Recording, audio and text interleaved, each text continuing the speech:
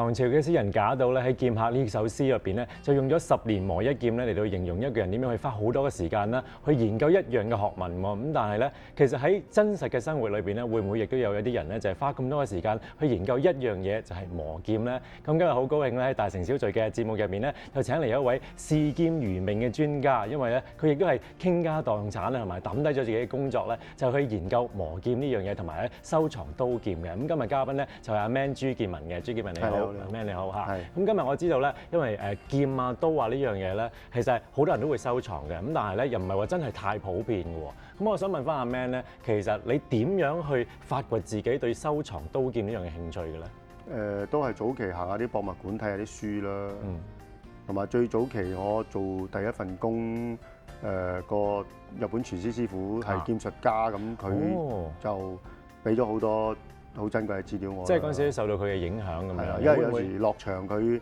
會練㗎嘛，或者放假咁，我哋有時上去宿舍睇佢練啊咁樣，咁咪接觸到呢啲咁嘅。即係佢直頭會帶埋啲劍翻工啊，或者去到宿舍嗰度，跟住就冇俾你哋。佢喺日本過香港做份職業，但係佢興趣係呢啲咁嘅放假會練㗎嘛。但係佢玩呢種嘅劍就同日本嘅劍道就唔同嘅。佢嗰啲係叫居合啦。居合係啦，係用真劍嘅，係有招式嘅。如果劍道咧就得4招。OK。咁但係點解你會對譬如話對刀劍係有興趣，而唔係用嗰種嘅武術係有興趣咧？呢啲可能個人問題啦。有興趣就因為過咗去87年過咗日本做工咁啊，放假咁樣好多時行下佢哋啲博物館啊，或者係行下佢哋嗰啲專係賣刀劍嘅商店啦。刀莊嗰啲。係啦。咁啊睇到有好多唔同形狀啊種類嘅，同埋係嗰啲紋理係好特別，有啲好似啲銀河咁嘅，一點一點。有啲咧就沉住一種。眼望落好似一道氣咁，但係其實咧佢係燒練出嚟嘅，係嘛？咁我即係等陣真係要你介紹一下先知。就件件都唔同咁樣，就同埋好多資料可以揾得到咯。咁其實咧，譬如話你啱啱開始嘅時候咧，你自己就話去一啲唔同嘅博物館啊，去睇一啲嘅資料啊等等咁樣啦。咁但係其實你嗰陣時係即係玩下咁樣去研究啊，定係已經一開始就好投入咁樣去研究？初初玩下㗎。因為一張白紙咁樣行入去。好多嘢都係唔識，每一個細節都唔知。咁你慢慢去發掘，去問啦，或者喺刀莊問嗰啲買賣嗰啲，咁佢講，但係佢講係好籠統咁講。係。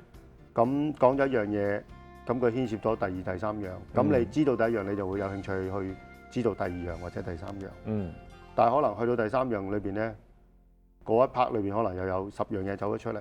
咁你一路咁去睇咧，就會越嚟越多，你會覺得自己越識越少，係，咁所以就一路咁樣去發掘多啲，係啦，去研究落去啦，可以講，同埋佢嘅美感係非常好啦。但係其實你收藏劍之前咧，會唔會都有收藏下其他嘅唔同嘅，譬如話古董啊，或者等等其他藝術品咁樣？都冇嘅，都冇。即係劍係第一樣嘢嚟嘅。係啦，算係啦。算係第一樣你自己可以話真正收藏嘅一樣嘢嚟嘅。係啦。咁但係嗰陣時係因為呢位嘅日本師傅令到你引起呢方面嘅興趣啦。咁然之後你點樣自己又睇得多啲，點樣自己又會去到日本去發掘多啲嘅咧？我87年就過咗去日本做嘢咁樣。咁假期咧，我都係去啲博物館行下啦。同埋係。日本係好多呢類。係啦，同埋去日本邊一個地方？嗰陣時去名古屋㗎。咁名古屋上少少有個地方叫做祈阜。咁咧以前就係美濃嘅，叫做做刀好出名嘅，所以佢好多博物館都有好多好珍貴嘅日本刀擺到俾你展覽。咁去睇得多，咁但係你齋睇你都唔知道係乜嘢打乜嘢。咩一回事嚇？咁跟住就去啲刀莊睇下啦，問下啦，買啲書睇下啦。咁因為比較專啦，我去完第二日翻工問下公司啲同事都好多都唔知，佢話呢啲好專業㗎噃。你而家問嗰啲，我哋知道有呢啲咁嘅嘢，但係我哋唔識得點答你喎。咁就慢慢去發掘啲資料啦。所以你睇嗰啲刀啊劍啊，就同我哋平常一般睇到嘅屋企用嘅刀啊劍係唔同嘅。完全唔同啊！嚇，你睇嗰啲通常都係比較有歷史價值多啲啊，定係其實現代嘅都有嘅咧？其實就兩樣都有。嗯，初睇咧就睇啲比較近代啲嘅，因為容易睇同埋係佢所有嘅資料咧都好齊全。如果所謂近代嘅係由大約係邊一個年代開始比較叫做近代一啲？第一次接觸係第二次世界大戰嗰啲製造嗰啲日本刀啦，咁樣佢全部可以有師傅啊，師承邊個幾時做咧都好清楚。嗯，即係有晒記錄嘅寫晒出嚟。咁喺個徑嗰度啦，即係個揸手甩咗個刀柄，甩咗個刀柄出嚟，佢入邊有作住幾時做，邊個師傅做嘅。咁如果翻嗰啲日本刀嗰啲書咧，都可以揾得到佢哋嘅資料。咁初就係睇嗰啲先，即係叫入門啦。但係待耐咗咧，就開始一路咁遠上去啦。就去到江戶時代啦，跟住就去到南北朝啦，佢哋嘅再上就鎌倉，即係嗰啲年代一路睇，因為你要有翻咁上下，一路咁褪翻上去咁。係啦，一路要有翻睇佢嘅知識，知道嗰啲係咩流派做嘅，你先至容易睇得到。如果唔係就唔係咁容易睇得到。我想像到應該係有好多唔同嘅流派，跟住又有好多唔同嘅做劍嘅方法又好，或者係製出嚟嘅劍又好，亦都有好多唔同嘅款式嘅喎。係啊，咁大約係有幾多度啊？會唔會有個數字其實可以統計得到？佢主要就五大流派，山城、大和、秘前、商州、美濃，佢係呢五大流派主要喺日本方面嘅。係啦，咁跟住就再分支，咁就每一個流派有自己獨特嘅做工嘅好獨特嘅技巧，咁一睇咧就已經知道啊，呢個係大和傳嘅刀啦。即係其實如果真係熟劍嘅人一睇就會知㗎。或者呢個一睇已經呢個係秘前，就唔使次次都睇翻個刀柄上面。係啦，一睇就已經睇到係秘前。如果有啲比較好專睇劍嗰啲咧，佢可以睇得到把劍係咩人做。因為有直頭係個師傅都知道嘅。係啦，因為啲劍咧，戰國時代啲劍比較長少少，但係到德川統一咗天下咧，佢將啲劍全部要劃一尺寸，同一個 size 咁。係啦，因為好多時就係啲武士去市集，啲劍太長咧，會劍殼撞到劍殼，咁咧好多時就打起上嚟，大家唔同朝嘅，即係唔同藩，即係唔同 city，咁一打起上嚟咧，就好多平民百姓咧就受害啦。咁每年呈上去嗰啲報告咧，朝廷就睇，哇！點解又咁多問題？咁係為咗咩事？好多時都係撞到，而產生誤會而打上嚟，咁做到好多不必要嘅死傷。所以佢就要係啦，佢落令就要全部管制，就2尺3寸個 size。呢個咁所以咧2尺3寸嗰陣時咧，就即係而家睇到，如果有啲劍係2尺3寸嘅，就知道係嗰個朝代㗎啦。因為都唔係嘅，佢好多嘢咧就係話佢，如果你唔帶出街咧就得。有啲咧就係佢有個銘喺把劍最後嗰部分嘅。咁有啲咧就鋸，因為把劍太長就要鋸短把劍啦。佢要帶出街啦嘛。鋸短咗就冇名啦。咁有啲好名家做嘅劍咧，佢有啲好獨特嘅特徵。所以咧睇劍睇得耐咧，你一睇佢就覺得啊，呢把劍會推算到係嗰個朝代，同埋嗰個師傅做。亦都非常準嘅，亦都非常準嘅，即係好似你即係考古一樣，寫毛筆字咁樣，你點解會睇到呢個係乜嘢名家寫咧？因為佢寫嘅筆法有佢嘅獨特之處，做劍都係，做劍亦都一樣，即係好似係呢個就學你話齋書法家一樣，藝術家收藏品一樣，藝術家亦都一樣，大家一睇就知道一幅畫究竟係邊一個嘅手筆咁樣。係啦，即係呢樣嘢非常非常難學咯，同埋係。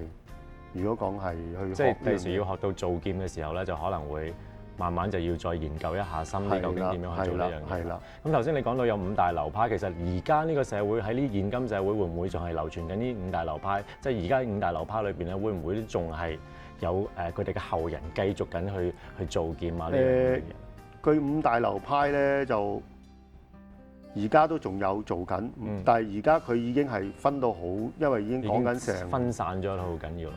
最後嗰個流派到依家都好幾百年咧，已經係啲師傅已經係可能佢初學係學大和傳嘅做法，嗯但係做咗話佢可能想學秘傳傳咧，佢又去揾秘傳傳嘅師傅學， OK。係啦，有啲師傅可以做五大流派嘅作品，佢都做得到出嚟。我以為啲人咧以前話，譬如話你學一種流派就一定咧成世人咧都學一種流派㗎啦，就唔會再去分支或者去學其他嘢咁樣。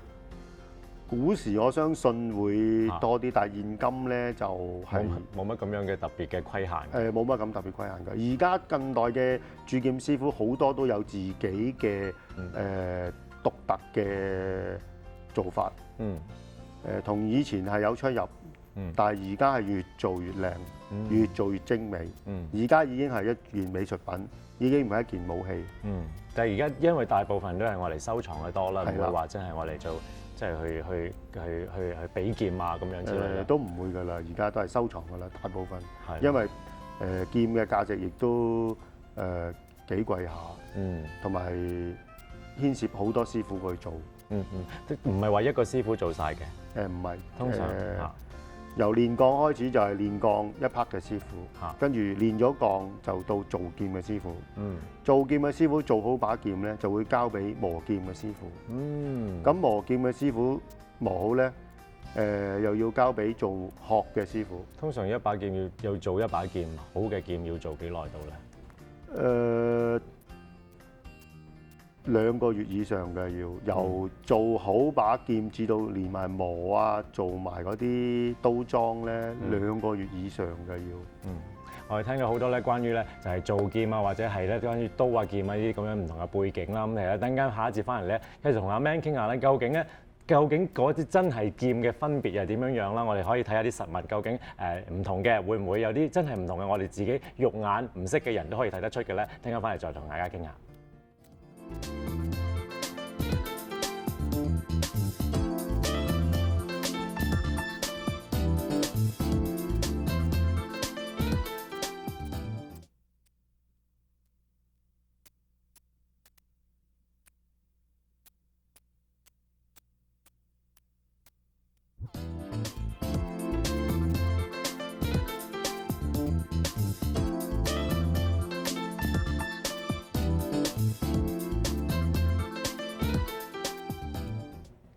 繼續咧，同一位嘅劍客咧，喺度傾緊偈嘅就係阿 Man 朱建文啦。其實阿 Man 可唔可以叫你做劍客咧嚇？因為你唔係舞劍嗰啲嚟嘅，只係收藏劍嘅啫，比較多啲係嘛？係啊，收藏咯，而家主要都收藏啊，同埋磨啊咁咯。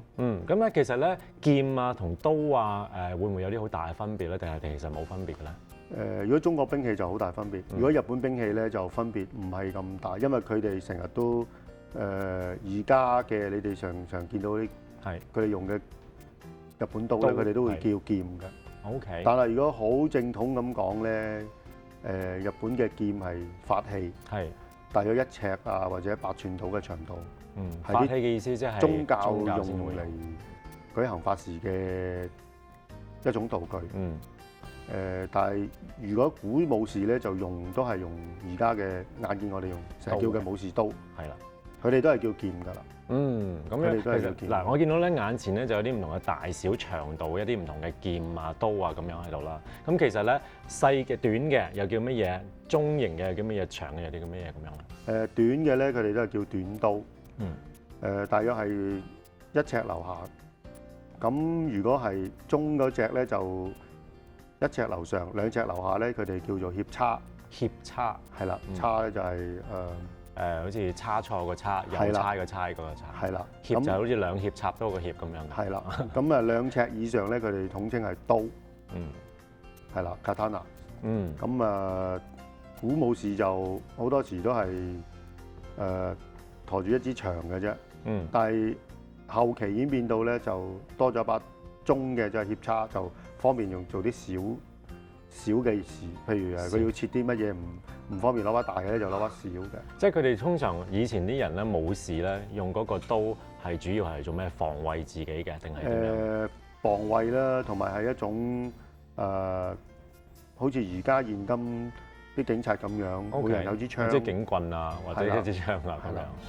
OK， 所以佢哋其實武士就一定會攜帶一把刀咁樣嘅，跟住後來咧多咗一把短啲嘅。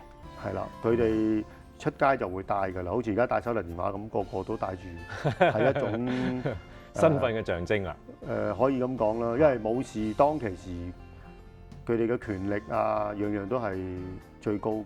嗯。咁而且咧，可能我諗大家都會即係憑佢把刀就知道究竟佢係屬於邊一派嘅，因為睇把刀就已經知道究竟係嚟自邊個師傅啊，或者邊個流派咁樣。邊個師傅就要好深入咁睇，如果就咁睇啲紋理咧，就睇到佢係邊個流派大流派做嘅，譬如係大和傳啊，或者係商周傳啊咁樣，佢每一個流派都有佢獨特嘅特徵嘅，佢哋做出嚟嘅刀。咁你講到話流派紋理等等咧，我諗你就要即係同我哋觀眾介紹一下咧，究竟點樣去睇一啲唔同嘅紋理啊？點樣去分辨咧唔同嘅流派咁樣？呢把咧就係差唔多600年㗎啦，呢把就600年，即係有600年歷史嘅呢把刀，哇，咁咧都窒埋添講到。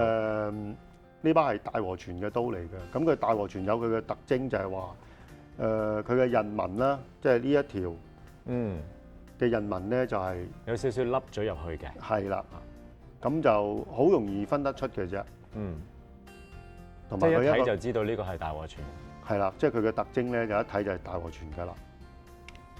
咁頭先你講過嗰啲紋理咧，其實係睇緊邊度為之睇到佢嘅紋理？因為每一個流派佢嘅紋理都有唔同嘅，好明顯嘅唔同。咁我就可以另外攞個第二支俾你睇下。好啊。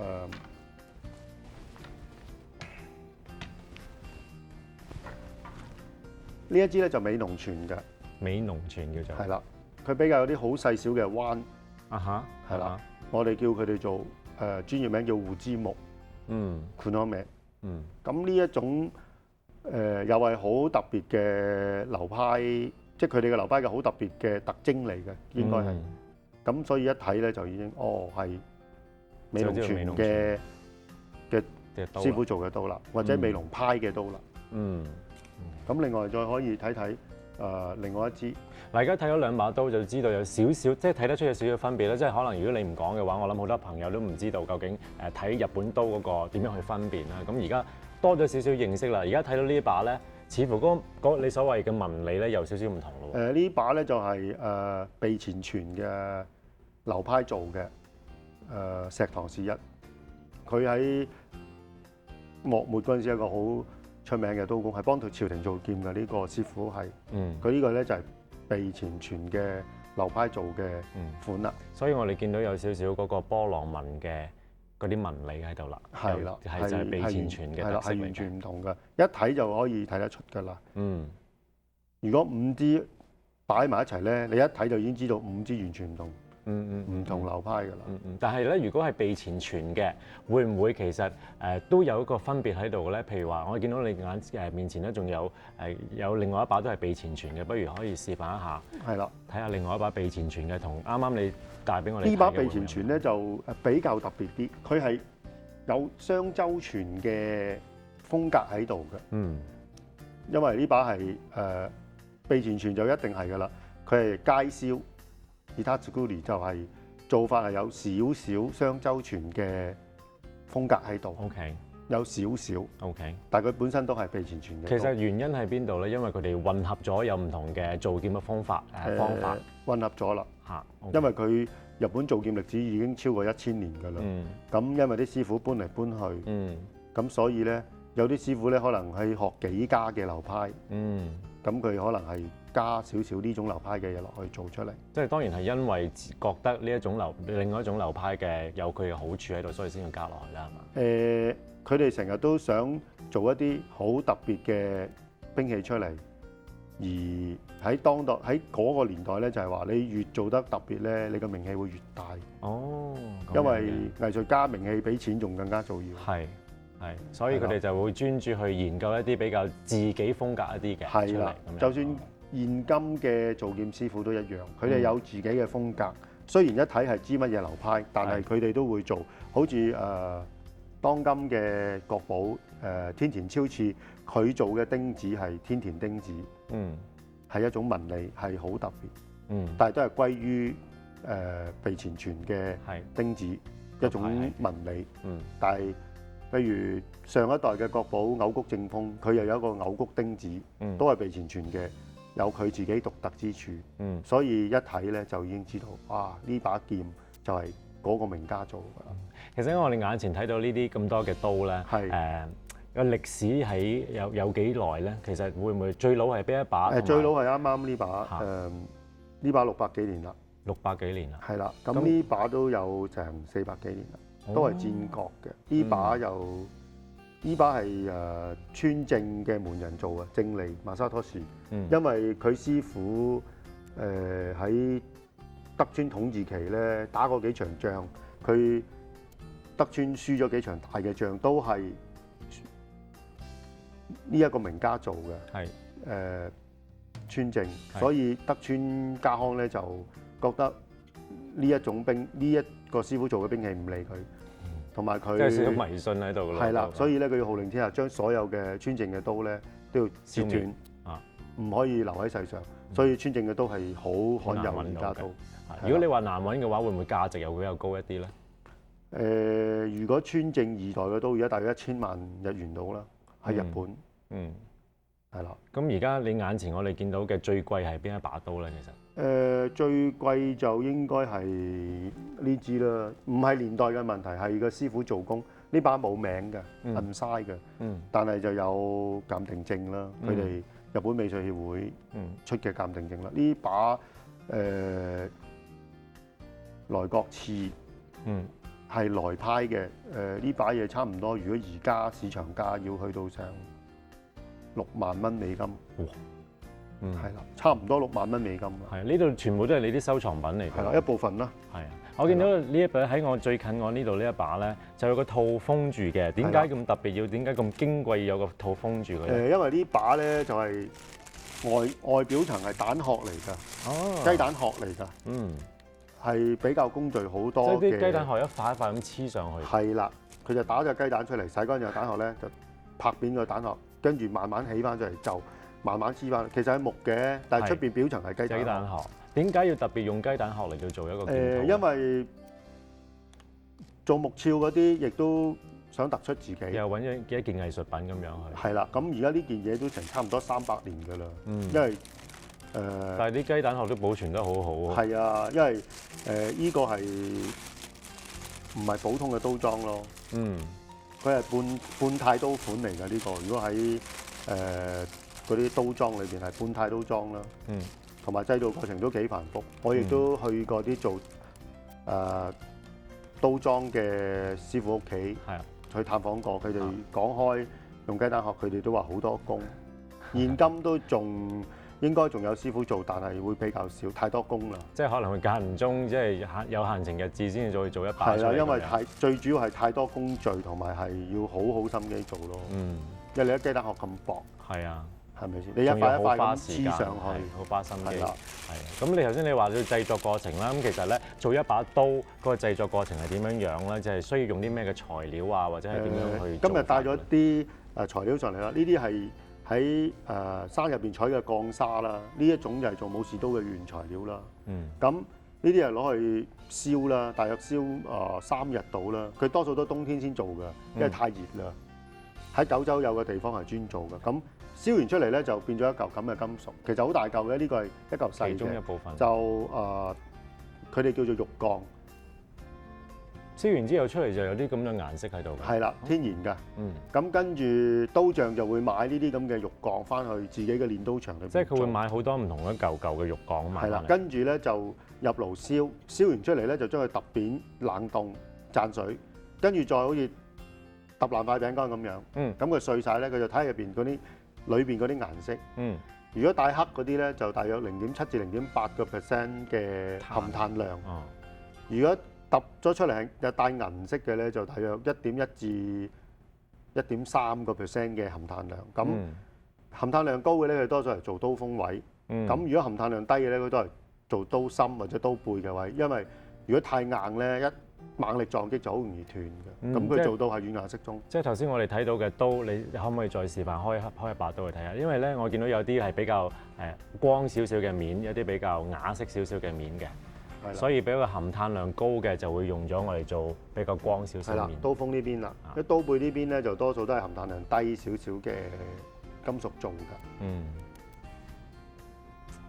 咁所以做一把劍咧就要即係好考嗰個師傅嘅眼光嘅喎，即係好似首先要揾到一嚿呢啲叫做咩話？玉鋼玉鋼，然之後再去將呢個玉鋼再去練咗出嚟，先至再係啦分辨究竟邊用做刀背，邊做刀鋒。係啦，嗯，咁其實咧嗱，我仲見到咧喺呢個套上面咧有一點好特別嘅，其實係咩嚟嘅？會唔會係一個記認定係點樣啊？呢點咧就係其實一個摔嚟嘅，係摔住把刀，而等你用嗰陣時咧就唔會，即係控制住把刀就唔會俾佢鬆咁削咗個咯，刀出嚟就可以拎得出嚟嘅呢支嘢，哦，係啦。咁我哋有時睇刀都要成把褪出嚟，係成把睇出嚟，咁啊呢度有個窿啦，啊係啦，摔住佢，咁有銘紋噶嘛啲刀，好多刀，啊，係啦，頭先你有銘紋。啊咁有銘紋咁樣就，同埋我哋如果推算有時啲刀冇咗銘紋咧，我哋推算睇下呢個徑個顏色去到有幾深，而推斷把刀係咩朝代做。哦咁啊，即係仲要加埋睇下佢個紋理啊，佢嘅造型啦，係而去推斷嗰把刀係咩年代嘅，係亦都非常準確㗎。哦，因為佢咁樣嘅唔同年代嗰啲顏，即係唔會話5年至10年咁近啦，係可能係100-200年啊，係70-80年咧，因為你始終金屬會氧化㗎嘛，係喺空氣裏邊。係佢變化到嘅顏色係越老嘅劍咧，如果冇名嘅，我哋推斷就係睇佢嘅勁嘅顏色，同埋睇佢嘅做工，就會推斷到把劍係幾時做。嗯，哇，咁真係好考功夫喎，因為咧，如果你係啊睇唔到嘅話，咁你點算咧？咁你就唔知噶咯喎。係啦，就去推算啦。嗯，大部分嘅劍都有銘嘅，但係如果係再早期啲嗰啲咧，好多都冇，就因為德川家康要將啲劍全部改斷，所以咧好多都失傳咗啦。就將個名咧 cut 咗。嗯，咁 cut 咗咧就好可惜啦。如果古刀有銘嘅係名家做嘅，係可以上到200-300萬美金㗎，個價值。咁緊要啊！係啊，嗱，我哋講咗藏刀咧，講咗好耐啦。咁其實我知道咧，阿 Man 咧對於磨刀方面咧都有啲研究嘅，因為咧自己都學過磨刀呢方面。咁等緊下一節翻嚟咧，就同阿 Man 講下關於磨刀方面有啲咩技巧、啲咩技術咧，我哋需要注意一下㗎。